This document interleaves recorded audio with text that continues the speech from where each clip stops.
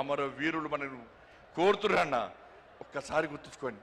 చిన్న చిన్న అభిప్రాయ భేదాలు ఉంటాయన్న, వాటిని పక్కకు పెట్టాలి. మనం ఒక ఫ్యామిలీ, ఒక కుటుంబం, ఇంత పెద్ద మా సైన్యం ఉంది, ఇంత పెద్ద మా కుటుంబం ఉందని భావించే ఈ వేదిక మీద నాయకులం అందరం కూడా కలిసి కట్టుగా ఈ తెలంగాణ రాష్ట్రంలో మోడీ రాజ్యం కోసం, రామ రాజ్యం కోసం ఇలా పరితపించి 24 గంటలు కష్టపడి పనిచేస్తున్నామన్నా. ఒక్కసారి ఆలోచించండి. ఈ తెలంగాణ రాష్ట్రంలో నిధులు ఇచ్చేది మనం, ఇలా అభివృద్ధి చేస్తున్నది మనం. ఇవాళ రైతులు రోడ్ల మీద చూస్తే కొనుగోలు ఇప్పటికీ ప్రారంభించకపోవడం వలన ఇప్పటికే కొనుగోలు పూర్తి కావాలి. వర్షాలు పడి వడగల వానలు పడి వాళ్ళ రైతులు రోడ్ల మీద పడిగాపులు కాస్తే ఇంతవరకు కొనుగోలు ప్రారంభించకుండా రైతులను హరిగోస పెడుతున్న ప్రభుత్వం కాంగ్రెస్ పార్టీ ప్రభుత్వం. ఇలా పైసలు ఇచ్చింది మనం, కొనుగోలుకు డబ్బులు ఖర్చు పెట్టేది మనం, నిధులు ఇచ్చేది మనం, మధ్యవర్తిత్వం వహించి కొనుగోలు ప్రారంభించకుండా రైతులను నడ్డి విస్తున్న ప్రభుత్వం ఇలా కాంగ్రెస్ పార్టీ ప్రభుత్వం.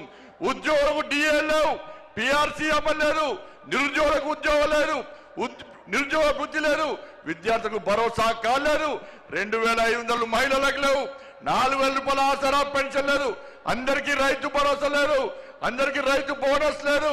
వాళ్ళు ఏమీ లేకుండా ఇలా 6 గ్యారెంటీలు పక్క పెట్టి కేవలం ఢిల్లీకి పైసలు పంపడే లక్ష్యంగా ఇలా రేవంత్ రెడ్డి ప్రభుత్వం పనిచేస్తున్న విషయాన్ని ఒక్కసారి గుర్తు చేసుకోవాల్సిన అవసరం ఉంది. ఇలా ఇచ్చేది మనమన్నా. ఒక్కసారి నాతో పాటు చెప్పండి అన్నా. ప్రధానమంత్రి గరీబ్ కళ్యాణ్ అన్న యోజనకు బియ్యానికి పైసలు ఇచ్చేది ఎవరన్నా? ఇవాళ బియ్యానికి పైసలు ఇచ్చేది నరేంద్ర మోడీ ప్రభుత్వం అన్నా. స్వచ్ఛ భారత్ మిషన్ పైసలు ఇచ్చేది ఎవరన్నా? జాతీయ రహదారులో పైసలు ఇచ్చేది ఎవరన్నా? రైల్వే నిధులు ఇచ్చేది ఎవరన్నా? శ్మశాన వాటికలకు పైసలు ఇచ్చేది ఎవరన్నా? కొనుగోలుకు పైసలు ఇచ్చేది ఎవరన్నా? వాళ్ళ శ్మశాన వాటికలకు పైసలు ఇచ్చేది ఎవరన్నా? అన్ని నిధులు మనమే ఇస్తుంటే, వేల కోట్ల రూపాయల నిధులు మనకు వస్తుంటే ఇవాళ కాంగ్రెస్ పార్టీ ప్రభుత్వం మాకు ఏమి ఇస్తలేదని ఎలా భారతీయ జనతా పార్టీ ప్రభుత్వాన్ని బదనాం చేసే ప్రయత్నం చేస్తే అడ్డుకోవాల్సిన బాధ్యత మనకుదన్నా. ఇలా సనాతన ధర్మం కోసం పనిచేస్తామన్నా, ఈ తెలంగాణ రాష్ట్ర అభివృద్ధి కోసం పనిచేస్తామన్నా. సనాతన ధర్మం లేని భారతీయ జనతా పార్టీ లేదు. అరే 80% హిందువుల కోసం పనిచేసే పార్టీ నా భారతీయ జనతా పార్టీ. మేము ఒక వర్గానికి కొమ్ముగాయం, ఒక వర్గాన్ని వ్యతిరేకించాం. మేము సనాతన ధర్మానికి అడ్డొస్తే, నా ధర్మాన్ని హేళన చేసే ప్రయత్నం చేస్తే, నా సమాజాన్ని చీల్చే ప్రయత్నం చేస్తే ఏ భారతీయ జనతా పార్టీ కార్యకర్త ఊరుకునే ప్రసక్తి లేదు.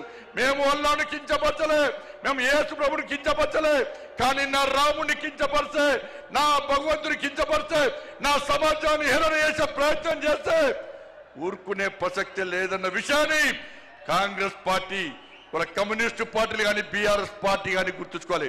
అందుకే భారతీయ జనతా పార్టీ కార్యకర్తలారా అందరం కలిసి పనిచేద్దాం. నేను ఏ రోజు కూడా పార్టీ తల వంచుకునే పని చేయనన్నా. ఇలా పార్టీ కోసం పనిచేస్తాం. మేమందరం కూడా ప్రతి భారతీయ జనతా పార్టీ కార్యకర్త జై శ్రీరామ్, భారత్ మాతాకి జై అని నేను భారతీయ జనతా పార్టీ కార్యకర్తలని చెప్పి తలెత్తుకొని సగర్వంగా తలెత్తుకునే విధంగా పనిచేస్తుంది తప్ప పార్టీకి తల వంచే పని చేయనన్నా. చాతగాని మూర్ఖులు, ధైర్యంగా రాజకీయంగా ఎదుర్కోలేని దద్దమ్మలు ఇలా ఏదో చేసి బండి సంజయ్ని గాని భారతీయ జనతా పార్టీని ఇబ్బంది పడితే నేను ఫామ్ హౌస్ లో ఎలుకని కాదన్నా. నేను నా అయ్య పేరు చెప్పి రాజకీయాలు రాలేదన్నా, నా తాత పేరు చెప్పి రాజకీయాలు రాలేదన్నా, ఏదో జెండా పెట్టి అంటే రాలేదన్నా.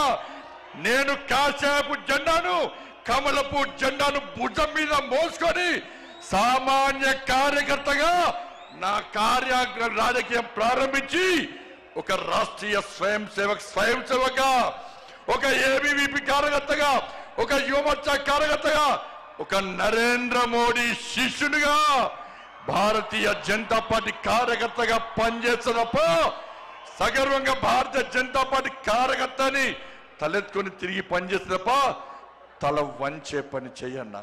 నన్ను నమ్మండి అన్నా, తప్పుడు ప్రచారం నమ్మకండి అన్నా. మా ఎంబడి ఉండండి, ఇక వదిలిపెట్టే ప్రసక్తే లేదు. ఈ రోజు నుంచే మోడీ గారు ఈ రోజు వచ్చిపోయిన తర్వాత ఈ రోజు నుంచే తెలంగాణ రాష్ట్రంలో ధర్మం, తెలంగాణ అభివృద్ధి, ధర్మం ఆధారితంగా తెలంగాణ రాష్ట్రాన్ని అభివృద్ధి చేయాలంటే జై శ్రీరామ్, జై తెలంగాణ, జై శ్రీరామ్,